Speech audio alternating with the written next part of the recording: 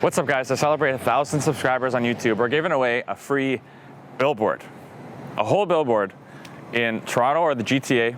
The winner is going to receive about 10 to 12 different options to choose from. You're going to get the print, design, all that, $3,000 value for free. All you got to do is like and comment on our most recent Price to Sell episode, subscribe to Price to Sell, subscribe to our Field Trips channel, take a screenshot and DM us the proof. And that's it. All of the details in the description below. Good luck.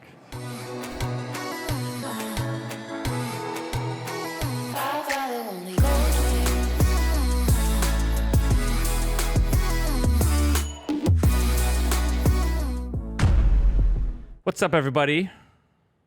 It's me, Matthew Campoli. I know some of you got excited, maybe thought it was someone else, but it's me. I'm your host. And it's the Price to Sell podcast. And on today's episode, very, very exciting one for me, we actually have a former detective constable with York Region Police that went viral back in 2022. His disagreement with the way things were going led him to resign, but then he picked up a beautiful career in real estate. Now running a very successful real estate team with his wife and owner of a very cool clothing brand called the Non-Negotiable Brand. Ladies and gentlemen, we welcome Mike Rapson. Thanks for having me, boys. Thanks for coming. Thank you. Appreciate it. It's an honor, man. We just, prior to starting this right now, we had a full-blown conversation about all things military. Fun fact about me, I'm going to put out there, I love military stuff. Awesome. I'm a bit of a freak for it. But thanks for coming. No, thanks for having me, man. Yeah, let's get right into it. Let's get right into some of the early life. You know, like maybe why did you get into the police force? Well, I was my dad was a cop in the city of Toronto for Cool. 32 years, so it's one of those things where even my boy now talks about wanting to be a cop. So hopefully we'll just actually change that plan for him at this point. But yeah, no, my dad was a cop. Always looked up to him. It was a dream from an early young age, and I got on super young. I was hired at 21, which is insane when you think about. That's tough, no? Yeah, it's crazy when you think about how immature you are at 21. Yeah. Now a bit older. Yeah, I got on super young. Did my time. Obviously, it ended a little different than most policing careers. Yeah. Right, but no, I had tons of fun. It's an awesome career for the most part. It's still a lot of bullshit involved, but Yeah. still a pretty cool job for, I don't know. I shouldn't say the most part. There's enough of it that's good. Yeah. But, you know, not going to lie, life's better now. For sure. Selling homes, Yeah. you know, knocking on doors for different reasons, right? Yeah, exactly. Right? That's awesome. We just kicked them in back in the other job. Yeah. I mean, Use you the can RAM. still use that excuse, like, Yeah. hey, sell your home, kick down the door, bring your RAM. Yeah, exactly. So you were a detective constable. What kind of what did that entail? So detective constable is really just like a pay grade almost, but it's Okay. more like if you see guys or girls in like the back office wearing a suit or doing old clothes stuff, like undercover type work would be the best way to describe it. It's just that's your title. And that's what you did. But yeah, so towards the end I did a lot of old clothes stuff. So I did the K9 unit earlier in my career, which was tons of fun, but I actually had more fun doing old clothes shit. So what's that where like? It's fun because no one really knows you're there Okay. until it's time for them to be arrested. Fair. So it's like, and usually the targets that I was surveilling or investigating were like really bad dudes. Mm-hmm. So, you know, when it's time to take them down, it's, you know, a lot of car smashing or people smashing, Yeah. right? So yeah, that was tons of fun for me. Cause I was like a cop's cop. Like I loved wearing the uniform. I loved doing the canine stuff.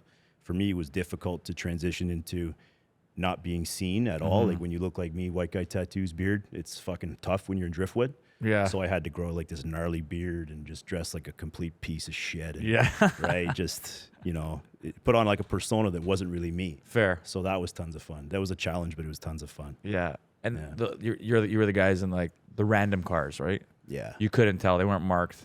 No, yeah. I mean, when you work for them, you sort of know which ones are what because they have their favorite cars to pick. But I worked on our pro surveillance team, so we had pretty decent cars. No one would really know.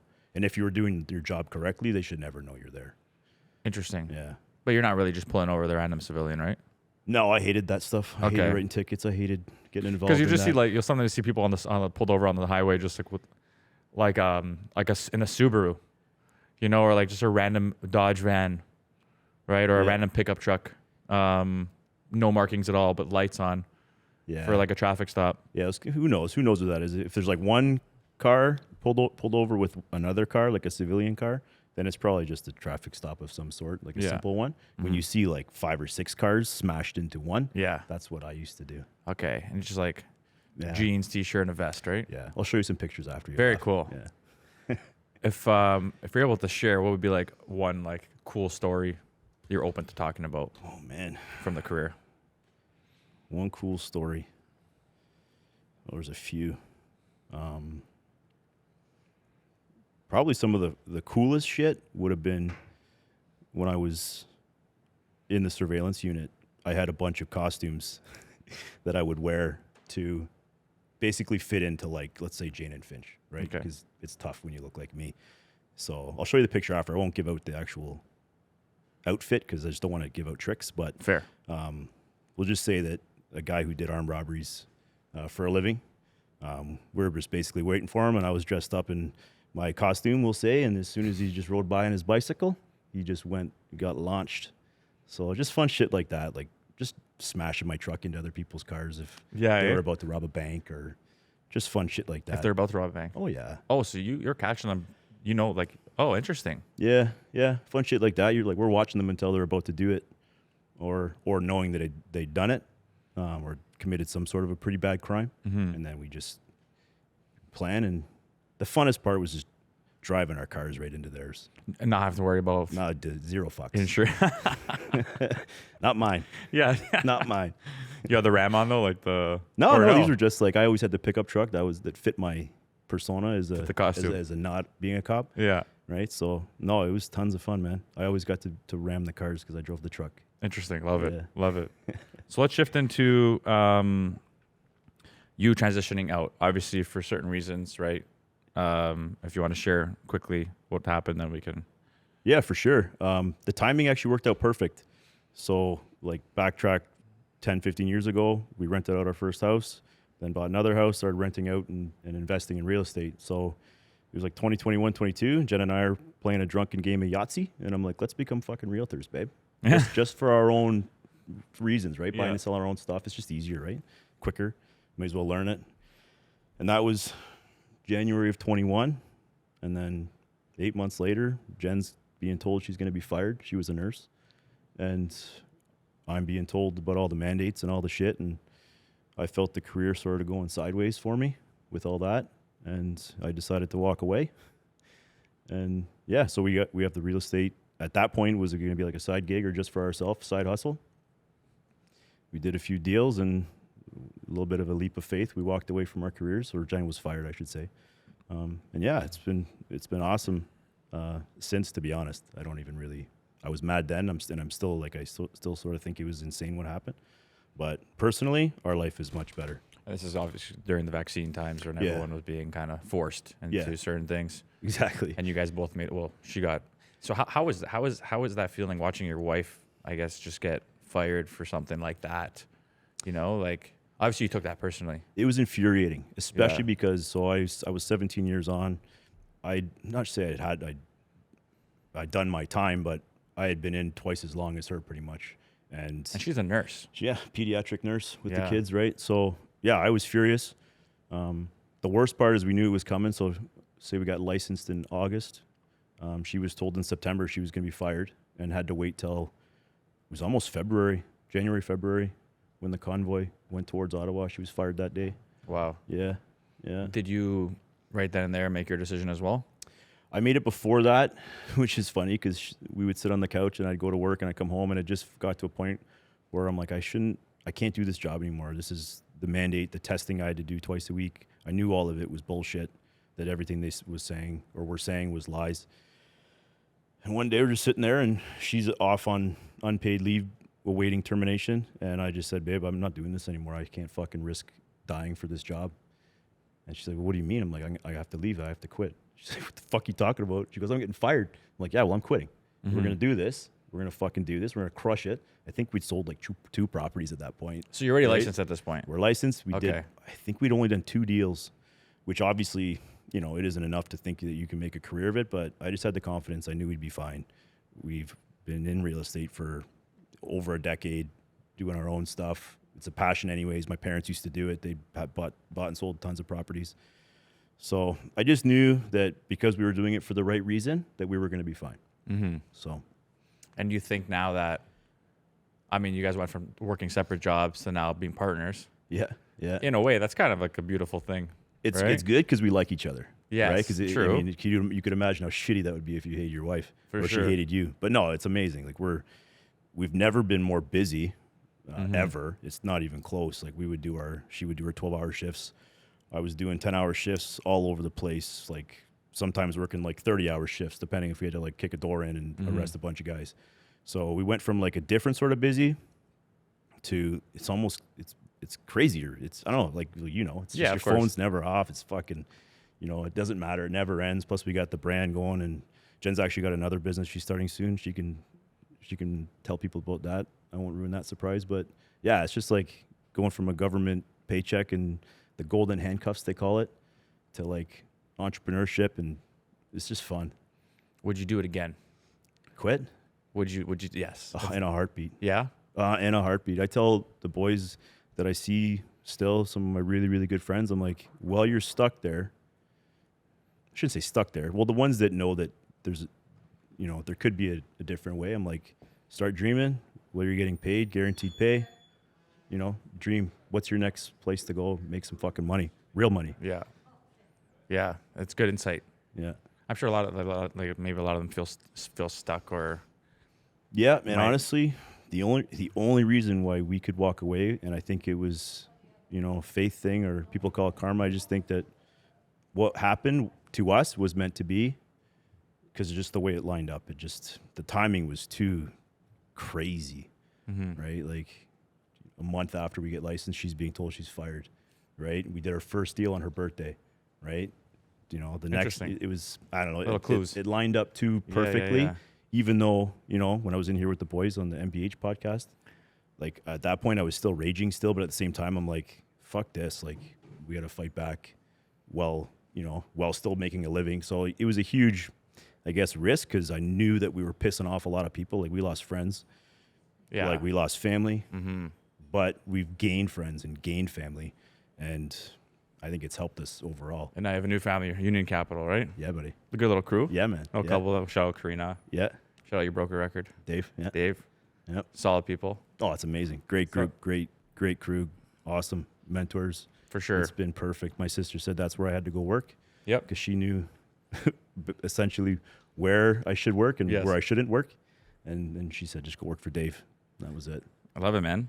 So let's tap into real estate now. I'd love to transition into like how, I'm sure a lot of perks or things you've learned from the job as a cop, like any psychological advantages you notice, maybe negotiating advantages. Well, who knows if it came from that, but yeah, I guess I think the biggest thing for Jen and I is we don't really get too excited over anything. Like our heart rate doesn't really fly up over a deal, really. Like I think we were able to keep our clients calm. Like, like they'll sort of start losing it if something going sideways. You never know, right? Yeah. And just I think that part of being involved in like the front lines or like really stressful, fucked up things has helped us in terms of just staying calm, staying patient. I think what we did has helped because I think we have credibility and people know that we're ethical and they know that, for sure, that we'll do something even if it's hard, like walking away from a huge deal. Like if the other half realtor's being a douche and wants us to just close a deal to close a deal, but it's not helpful for my clients, then fuck you, we're not closing the deal. For sure. And I think people know that. Yeah.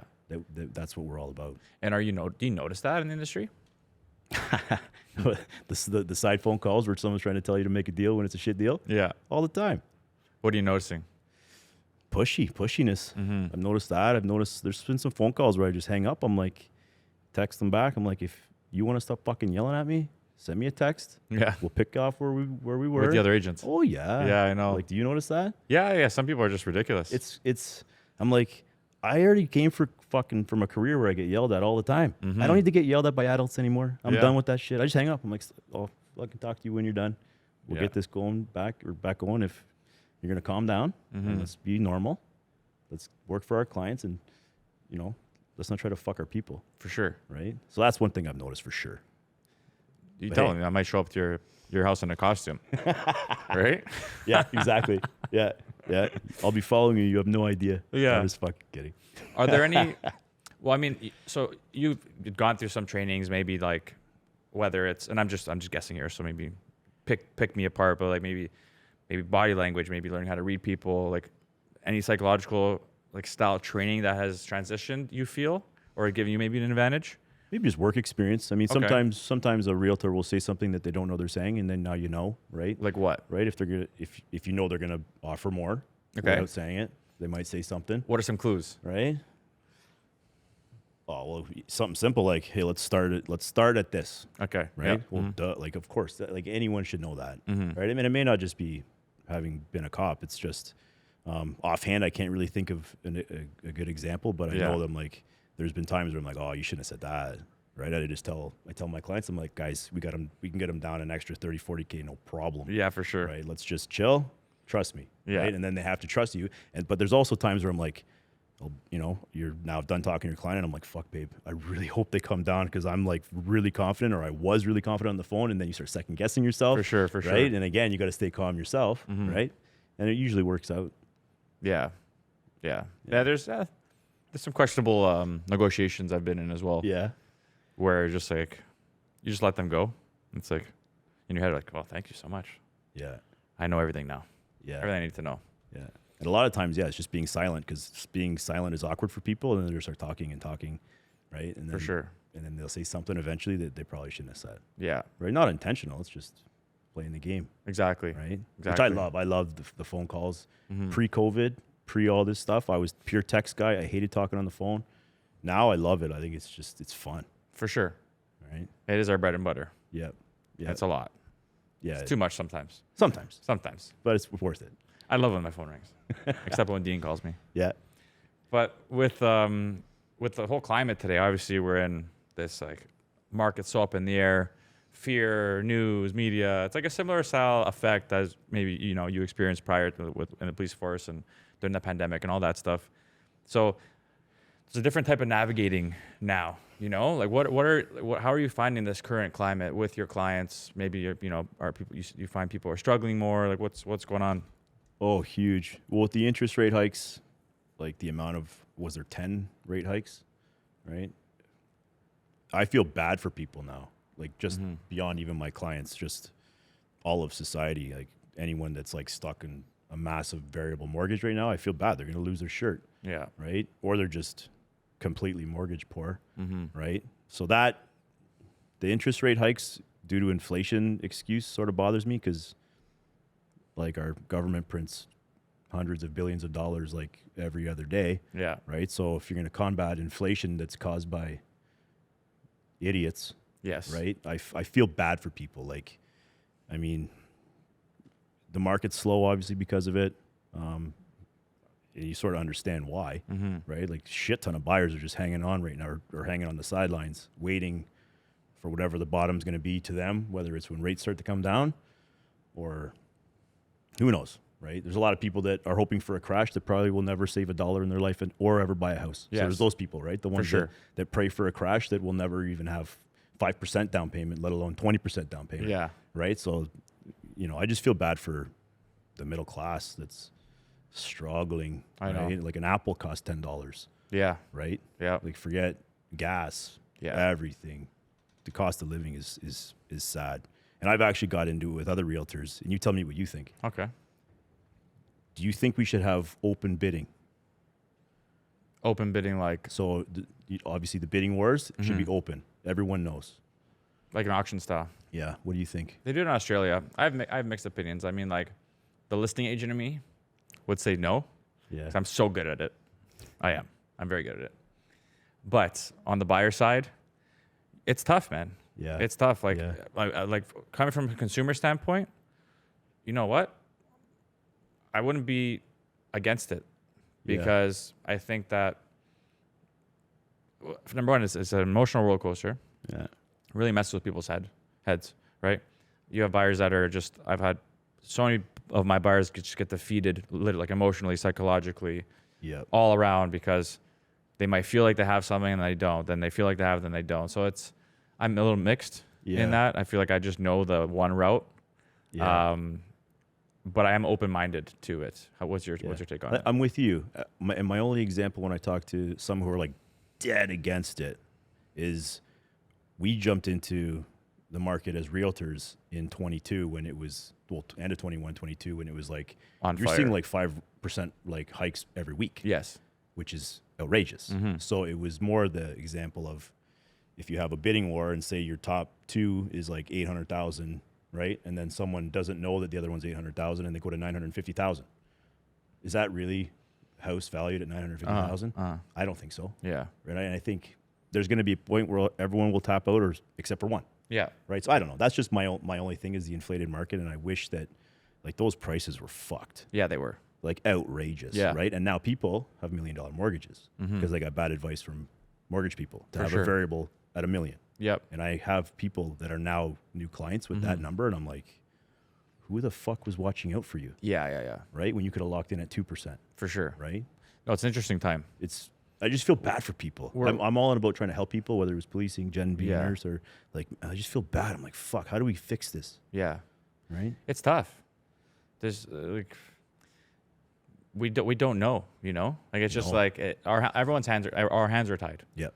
Every month is a new rate announcement. Yep. 25th is another one. Yep. Right. It's just like a consistent like push pull.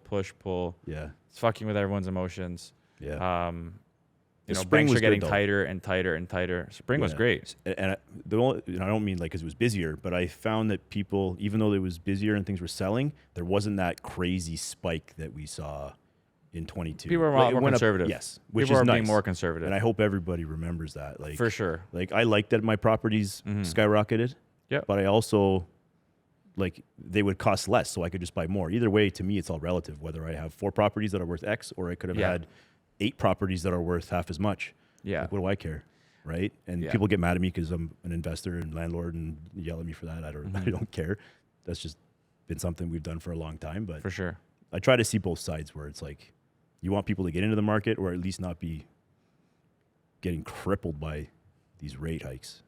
Well, I mean, we just saw some recent stats. Home sales fallen 1.9% month over month from September. But new listings have jumped up 6.3%. So now you're seeing, like, it's a buyer's market now, you know? Yep. So it's completely shifted. Buyers have the upper hand. Things are selling for under asking. A lot of places are still doing offer nights. Some are working if the seller's willing to accept the market value. Like, it's not like these things are going, like, crazy over. But I'm noticing, because I'm very listing heavy right now, we're having to do a lot of price corrections. Yeah. And we're having to... I'm telling my clients, if you guys want to sell, we gotta, because everyone's undercutting each other because you have that 6.3% increase in inventory. All this new inventory that's coming out, it's just undercutting the next lower. So it's an interesting development happening right now. A lot of conversations in regards to dropping prices. I had one yesterday with one of my sellers. I had one today with one of my sellers. They're listening, but not a lot of things are exchanging hands as much as they used to. Yeah. Because things are just sitting, right? Yeah. And that's one thing I'm having a tough time with, like only being a couple of years in. I have a hard time when a seller's like, I want this. I'm like, well, I think it's worth this, guys, like based on all these sales. Doesn't matter. And it's a delicate balance of like offending them, butting heads where all of a sudden you've now lost the listing because you're trying to be realistic, but at the same time, not having a listing sitting forever. It's better to walk away. Yeah. 100%. It's not worth the stress as an agent. Yeah. No, 100%. I got to hear that. Yeah. I find that so difficult. It's, right? It might be like a little kick because to your ego, it's like, you know, because someone else can get the listing. But if you're truly confident in that price and they don't want to accept it, you got to make that decision. I've been down that road so many times where it's just not worth it for me, where it actually consumes my brain and my energy. Sellers consistently calling me, what's going on, what's happening, and you know what's the real, you know what the truth of the matter is and how to actually sell the thing, but they're just not listening. So there's a gap. Yeah, that's good advice. It creates a lot of anxiety. Yeah. Oh, it's just not worth it. It's only happened a couple times so far, and we've been pretty busy for our first 2 years. But yeah, like you're right, because I get home and I'm like talking to Jen. I'm like, fuck, they're not even like in the same fucking planet. Yeah. Right. And those listings are gone now, and that's fine. But like I've always found that difficult where you're trying not to offend people, which really the rest of my life I don't give a fuck. Yeah. But when it's someone's like it's their nest egg or you're talking about their money, it's different, I guess, for me. For But sure. No, that's good advice. For sure. Anytime. Yeah, man. Anytime, man. Yeah. Just don't show up to my base We'll in a go costume. shooting together at some point. I would love to. Yes. That's why I said this. That's why I'm helping him out. So you have kids, right? Yep. So what's your take on kids growing up in this environment right now? Oh, this world? Yes. Oh, it's fucking crazy. Tell us. Oh, we can get right into it. Jen and I have our hard line on a few things. Not about the whole rainbow flag people or that group, because I think that group's been infiltrated by a bunch of crazy people. But we have our hard line with our 2 kids and our opinion on what we're going to do with our kids. And it's completely, we need to shelter them and protect them from a lot of the topics that are trying to be force taught in schools. Yeah. I think there are a lot of good teachers, just like there are a lot of good cops, just like there were a lot of good people in the military, but they're all quiet a little too much for me. So we've yanked our kids out of school for Pride Month last year. Not because we're anti-gay. My brother's gay. Don't give a shit who anyone wants to sleep with, as long as you're an adult, right? Yeah. But yeah, no, we're trying to navigate that one now, which is I think the next big, I don't want to say fight, but concern that parents should be worried about. For sure. And you're pretty vocal about this stuff. Oh yeah. Do you think? Do you feel like you've attracted more clients because of that, or like the opposite? We've definitely, because of the mandates and the stance we took, the non-negotiable brand has skyrocketed because I believe a lot of parents, especially moms, are not okay with this, which I love seeing. I love seeing the moms fight back. It's fucking awesome, right? Because I think a lot of men are. What word should I use? Let's just say that they're not being men right now. Okay. Right. And how are these moms fighting back? They're vocal, man. I find they're vocal online. I find they speak up more. They're part of like Jen just joined the, what's it called? This parent council or whatever. She has a lot more tact than I do. I usually just say whatever the fuck I want, so it's better that she do it. Yeah. Because she's going to say the same or get the same message across without saying fuck. Yeah. Right? So that's important. But yeah, no. I know that most parents are not okay with any adult talking about sexual preference when their kid's like 8 or 9 or 10.